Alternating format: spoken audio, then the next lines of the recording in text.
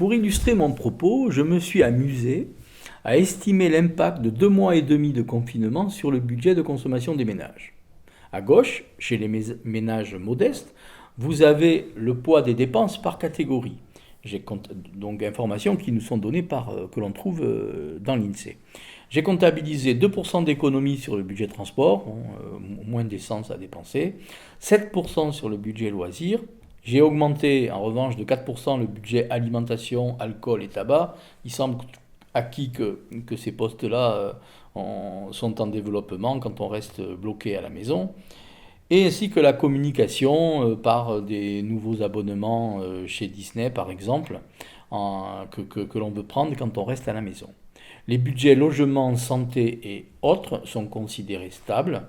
Je rajoute une économie d'achat évidente en mobilier, habillement, hôtel, restaurant, parce qu'on n'avait pas la possibilité d'acheter ces produits.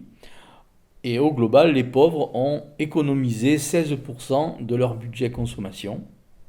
Mais dans le même temps, je considère malheureusement qu'ils ont perdu 25% de leurs revenus.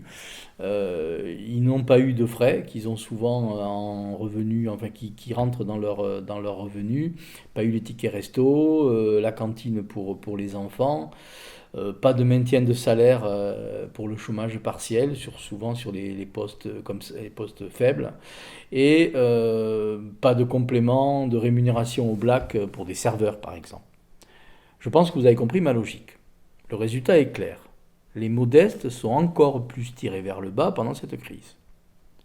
Je vous laisserai pointer les autres colonnes et vous allez voir à travers cette logique que le français moyen aura tout de même dans mon tableau donc, un gain supérieur à 1 000 € sur ces 2 mois et demi, pour se faire plaisir, je dirais.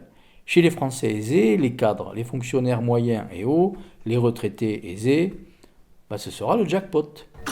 Bon, jackpot forcé, mais jackpot tout de même. Une économie de près de 5 000 €.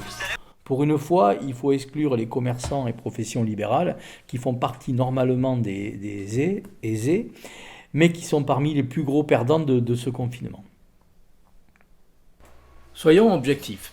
Si vous vendez des biens d'équipement de la maison, vous avez réellement une excellente opportunité pour faire plaisir à ses clients ou à ses prospects qui, je dirais, auraient souffert de leur tête-à-tête avec leur canapé et qui auraient envie de changer, qui auraient envie de rénover leur maison, pourquoi pas leur voiture.